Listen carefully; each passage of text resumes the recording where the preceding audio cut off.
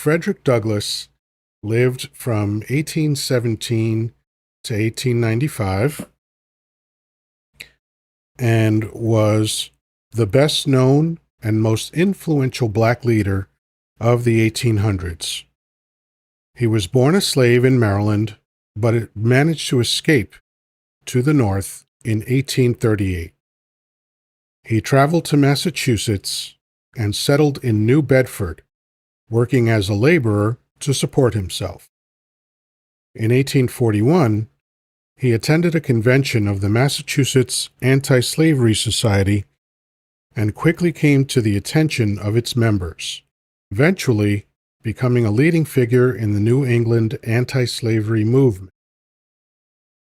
In 1845, Douglass published his autobiography, quote, "The Narrative of the Life of Frederick Douglass, an American Slave," end quote.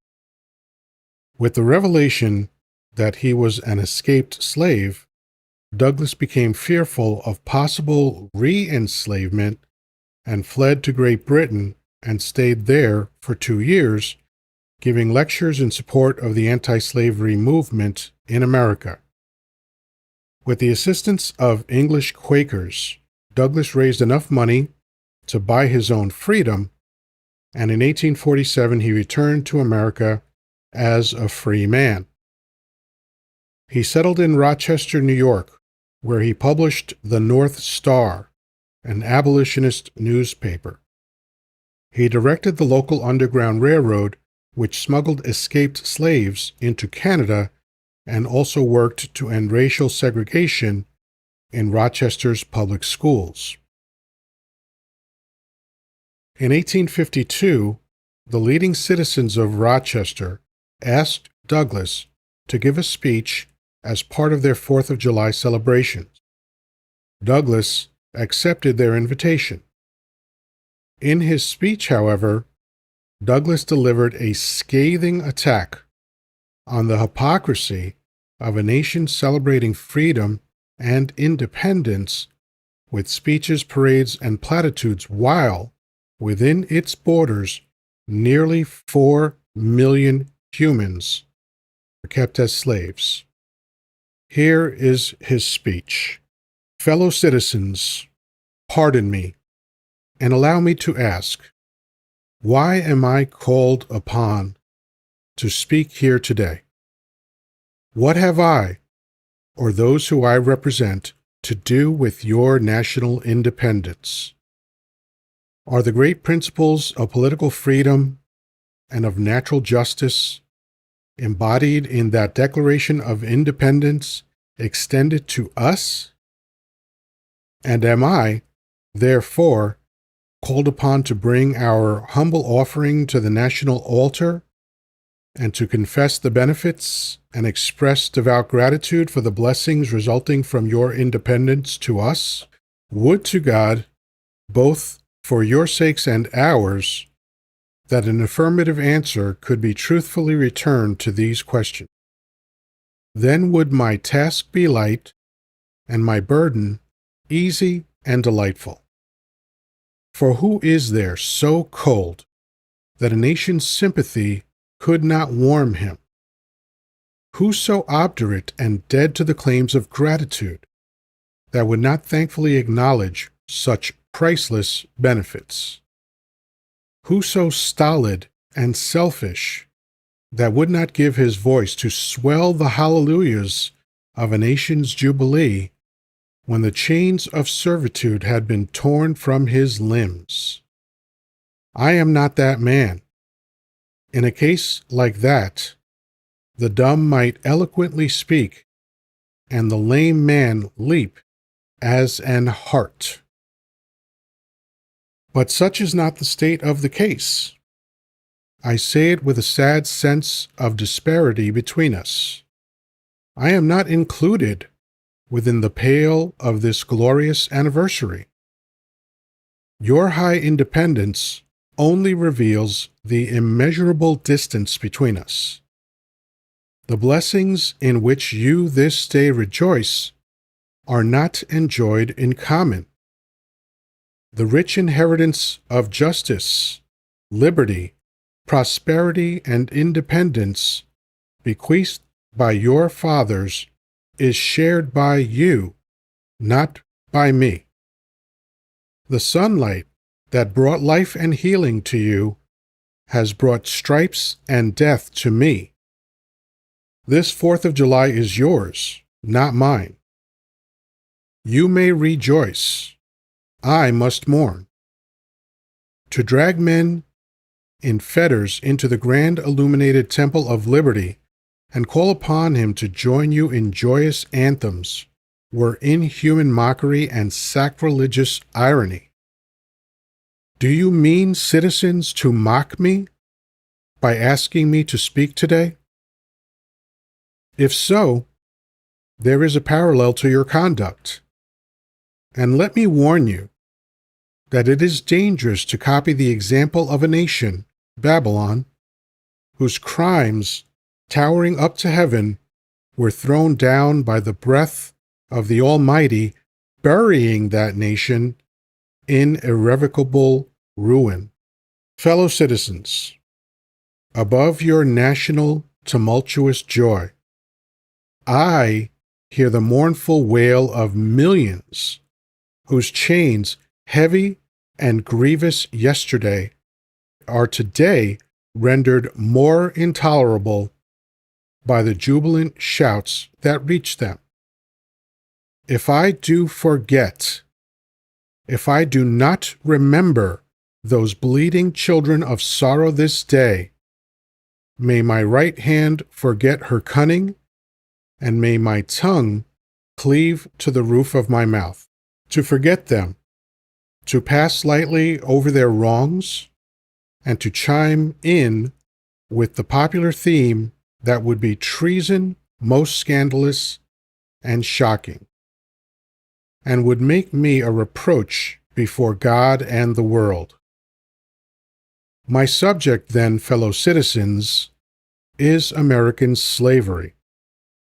I shall see this day and its popular characteristics from the slave's point of view. Standing here, identified with the American bondman, making his wrongs mine, I do not hesitate to declare with all my soul that the character and conduct of this nation never looked blacker to me than on this 4th of July. Whether we turn to the declarations of the past or to the professions of the present, the conduct of the nation seems equally hideous and revolting. America is false to the past, false to the present, and solemnly binds herself to be false to the future. Standing with God and the crushed and bleeding slave on this occasion, I will, in the name of humanity, which is outraged, in the name of liberty, which is fettered, in the name of the Constitution and the Bible, which are disregarded and trampled upon, dare to call in question and to denounce, with all the emphasis I can command, everything that serves to perpetuate slavery, the great sin and shame of America. I will not equivocate. I will not excuse.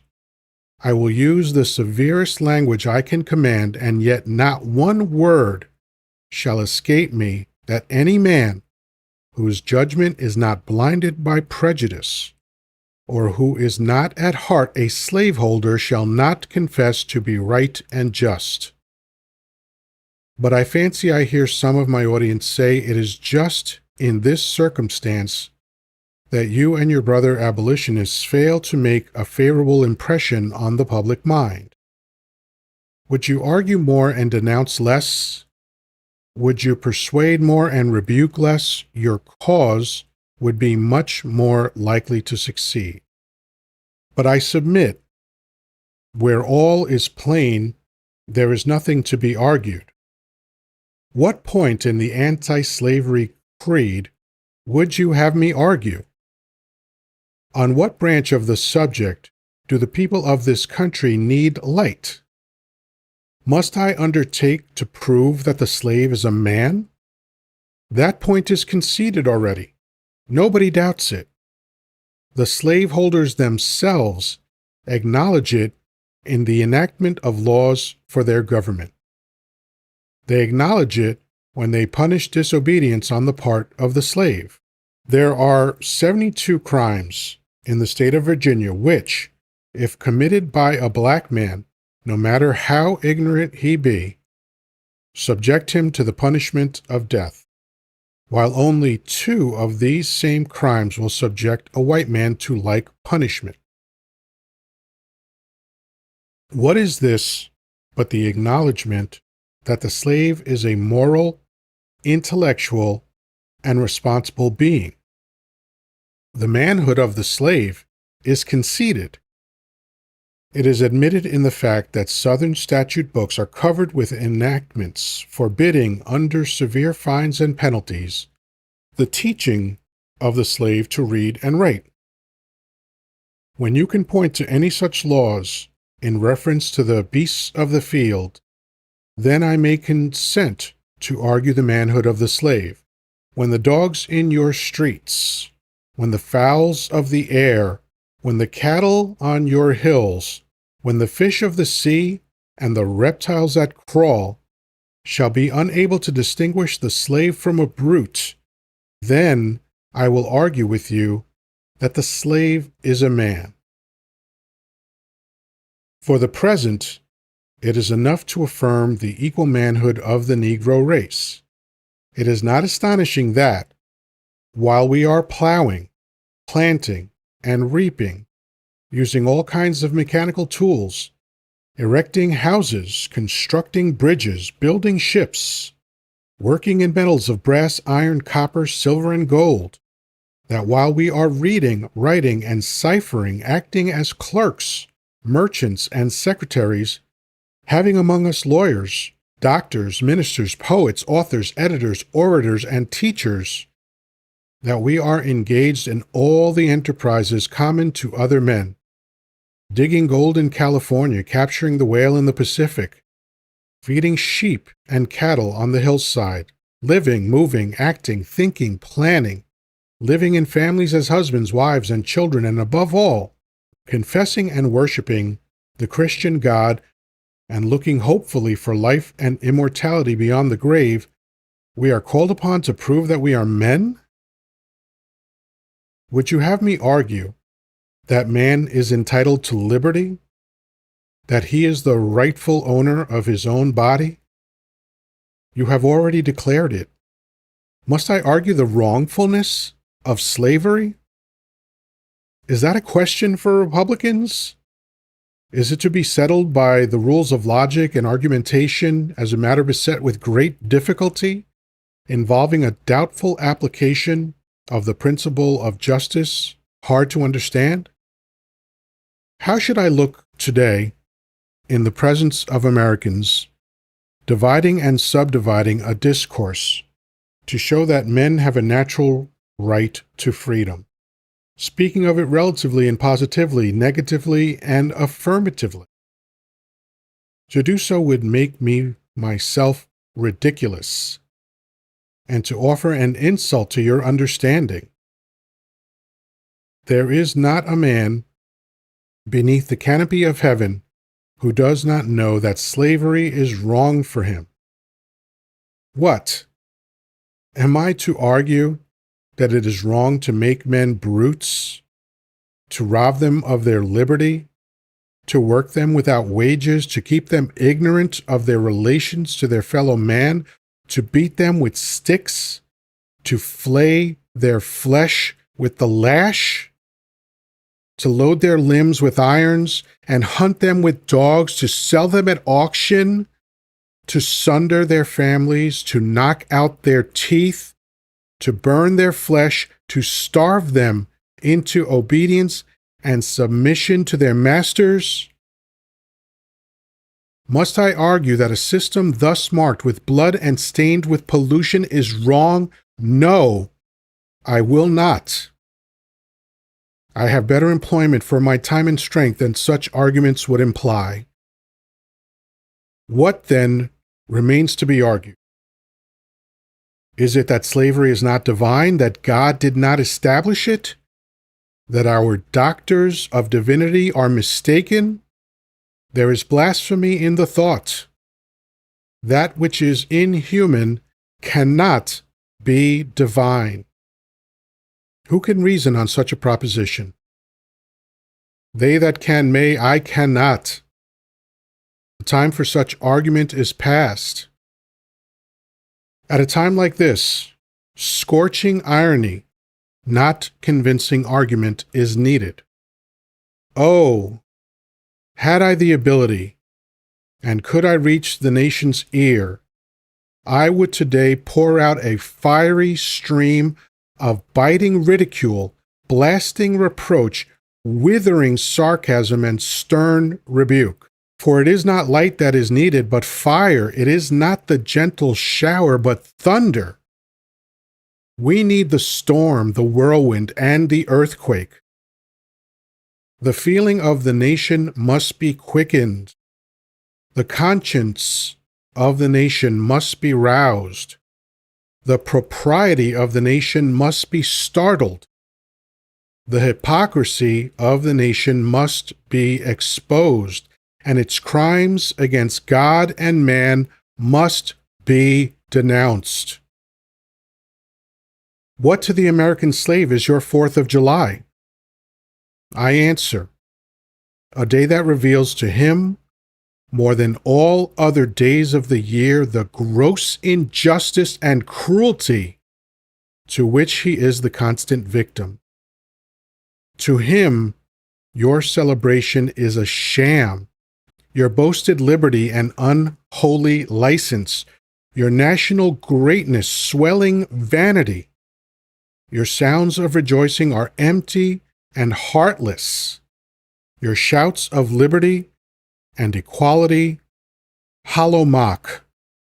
Your prayers and hymns, your sermons and thanksgiving, with all your religious parade and solemnity, are to him mere bombast, fraud, deception, impiety, and hypocrisy, a thin veil to cover up crimes which would disgrace a nation of savages. There is not a nation of the earth guilty of practices more shocking and bloody than are the people of these United States at this very hour. Go search where you will. Roam through all the monarchies and despotisms of the old world. Travel through South America, search out every abuse, and when you have found the last, lay your facts by the side of everyday practices of this nation, and you will say with me that for revolting barbarity and shameless hypocrisy, America reigns without a rival.